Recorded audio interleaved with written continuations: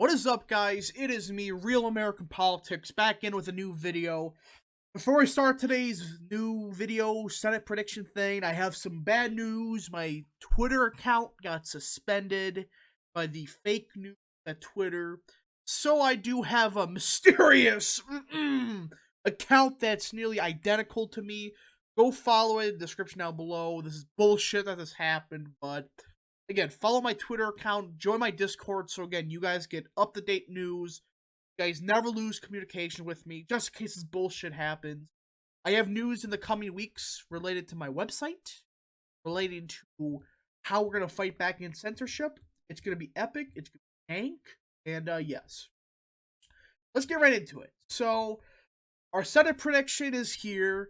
And I have some intriguing opinions. I did a lot of research and a lot of data looks at, speak a little bit of English, Get the point that my opinion is this is going to be a big, big red wave here for the Republicans. Several factors, okay? Now, one, it's a midterm year, always going to favor the opposing party. Number two, all factors are indicating that 20% of actual Biden voters, not going to say the word, but 20% of people that legitimately voted for Biden said they would vote for Trump if the election was held today. That's like 10 million votes, I believe. Now, don't quote me on that, but that's at least 10 million votes, I believe. That flips the election right there. So, those two factors alone shows you that this is going to be a red wave year that may rival 2010, especially for the Senate. Republicans, I believe, picked up 7, 8 Senate seats in 2010. You could look that up. I believe it was 7 or 10. Before we start the actual predictions, we're going to just do the safe Republican states. These states are not going to be competitive. Though there is a couple interesting primary challenges. Or primaries, i.e. South Carolina, with Tim Swain running against Tim Scott. Go follow Tim Swain, by the way, on Twitter. He's a Chad. Missouri, complete crapshoot. You pick any of the Republicans, they're all pretty solid. They're okay. None of them are really bad. None of them are, perfect, though. They're all solid enough that they still win by, 10, 15, especially in the red wave here. Now, for the Democrats, we're not even... We're not even going to mess around with this. Yes, Illinois safety. There's nothing that can happen. I mean, I don't even think that there's going to be a moderate Republican or anything like that running, if we're lucky. If there is a moderate Republican, then yeah, sure, put it likely Democrat. It's still going to be safe Democrat as of now. And these are safe states. They're not going to go anywhere for sure. We don't have to argue about it. Anybody with a brain, except the LTE people, would say this is for sure going to be the floor for each campaign or each party. Now, the other safe state for Republicans would be Florida. Rubio's going to win by 15, 20%. Guys, he won by 7 in 2016. Candidates this time around are even weaker than Murphy. That's not going to... That's going to be an easy win for Rubio. He's going to win by 15, 16, 17. Don't listen to that fake poll that came out that showed Rubio within 5 or something like that. You look at the crosstabs, they have a bunch of Trump voters voting for Demings. It's stupid, but you get the point that overall, I think that Republicans are going to keep Florida by 15, 20 points. Now, for Ohio, we're going to get Ohio out of the way. Borderline safe. Anybody but Timken, I believe, would win by 8, 9 points. Now, if it's Vance, I think he wins by a safe margin. Again, we could debate about his policies all you want. That's not here. We could debate about his policies, but we can all admit that he would probably win by a safe margin. Now, you get some of the Trump world, some of his advisors that suck, trying to trash Mandel, trash a couple of his, or not Mandel, Vance, and it's just stupid what's happening, but still borderline safe, if not safe. As of now, it is likely, but it is borderline safe. Colorado, likely. Now, the only reason I say likely is Bennett only won by around 5-ish in 2016. And again, the Libertarian probably took votes away from the Republicans. There are some studies that show that. I mean, the Libertarian in Colorado actually was pretty solid on the issues, but still, though, definitely took away votes from Republicans. So I think Bennett still wins by like 8, 9 points based on trends, but I don't think it's gonna be safe. I think that if you run somebody decent, yeah, Gardner. Sorry, I couldn't think of his name for a second. If you run somebody like Gardner, I think he probably gets a race within 10 points. Run somebody decent, it's gonna be like a 9, 10 point win for Bennett either way. But still, it could maybe slow down some trends in the state of Colorado, i.e., the Denver suburbs. But yeah, as of now, it's likely Democrat. Now we got the 7 states that actually matter. These are the states that will really determine the Senate. Now let's start on my home state of Wisconsin. I do think that Ron Johnson's running. He said some dumb stuff about the election a day ago, but that's whatever. I still think Ron Johnson, guys, he won by 3.5, sorry, in 2016. There was a Libertarian on the candidate that probably siphoned votes away from him. Probably he's going to win by like 6, 7 points. Especially in a red wave year.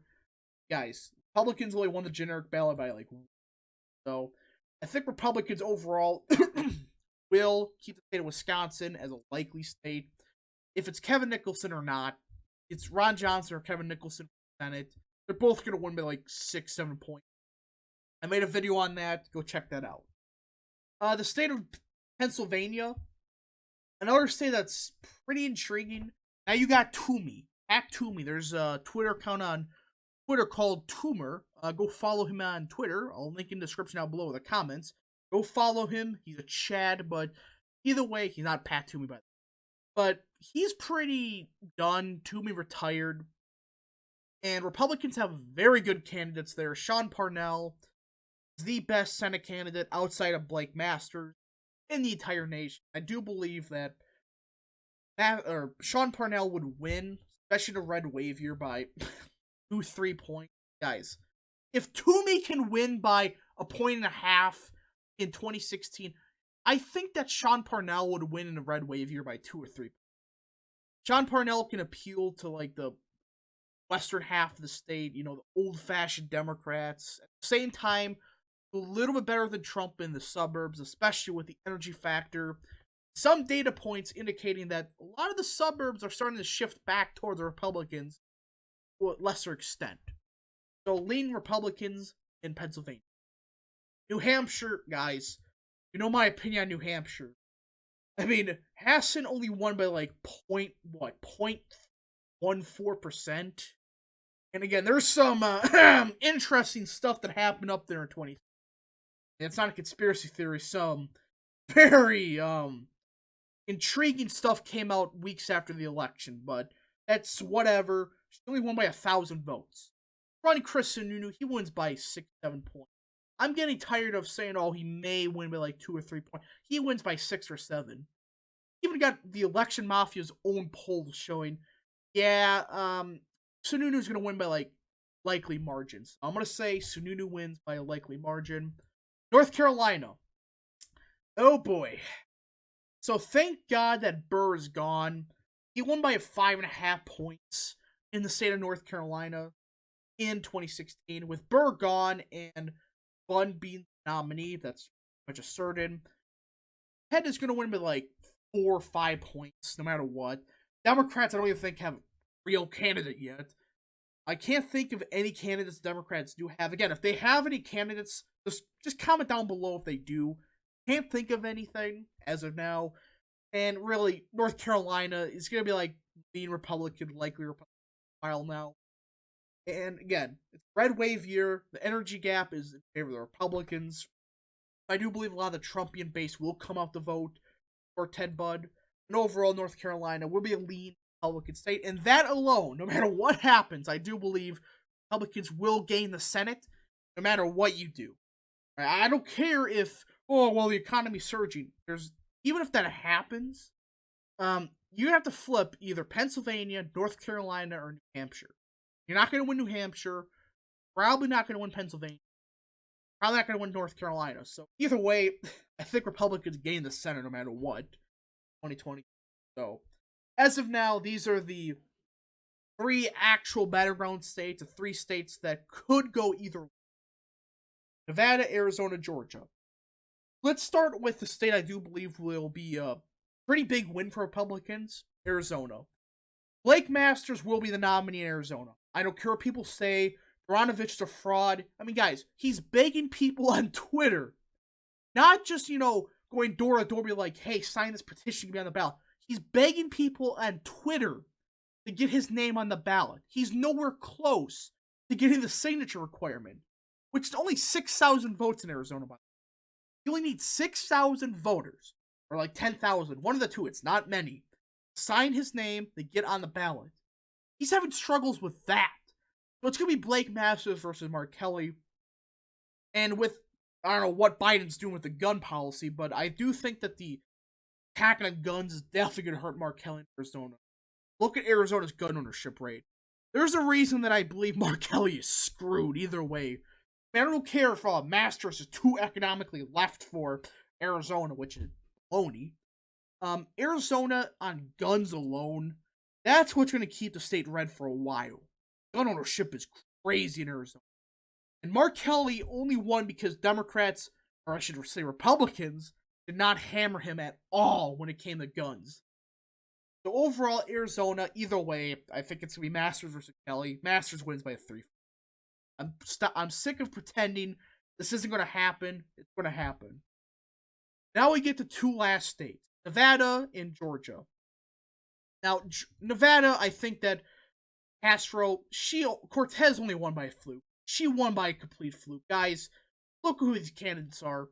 All three of these candidates siphon away votes from Joe Heck. You look at their campaign platforms, they're right-leaning. Most of these voters mostly got sucked up from the rural part of the state. Definitely look at the Clark County margin. You can definitely tell it was mostly Joe Heck voters that were independent. Guys, it's going to go till Republican either way. I mean, Castro, or Cortez, I should say, sorry, only won because these independents bailed her out. I mean, Tom Sawyer, Tom Jones, Jared M. Williams, go look at their platforms in 2016. They're right-leaning. Siphon votes away from Joe Heck. I'm sick and tired of people saying, oh, Nevada's trending Democrat. No. I mean, look at Clark County shows you that this was definitely voters for Joe Heck that got screwed over. So I think that if Joe Heck can win Nevada, I do think that Anna Lake Salt can win at the same time. I do believe he will win by like half a point. Now Georgia. We all know one of my most favorite candidates this cycle is Herschel Walker. I got called a racist for supporting that, but whatever. I think that Herschel Walker wins by half a point. Depends really on what happens with Georgia. Again, Georgia, there were some intriguing allegations when it came to the elections. So I'm not going to be like one of those doomers that say it's 100% gone. I'm not going to say any of that yet because you got to look at the voter registration data. You got to look at all that stuff because Georgia, I think, could be one of those flukes for Democrats where it goes Democrat for a couple of years, then it swings back Republican. It could be one of those states, but as of now, I do think that Herschel Walker wins by a half a point. And this is my Senate prediction. Republicans are going to gain back the Senate. Guys, even if you take away Nevada, Georgia, and Arizona, where are Democrats going to pick up seats in? Pennsylvania? You're pushing it in Pennsylvania. And even if you get that, you still got to hold on to the 4 Sunbelt states. You got to hold on to 3 Sunbelt. So you not only have to hold on to these 3 states, you have to flip a Republican state in Pennsylvania. Not going to happen. So, as of now, this is my current prediction. If you enjoy this video, smash the like button below, subscribe, share with your friends, hit that little bell, and yes. Thank you guys for watching, and we'll see you guys next time.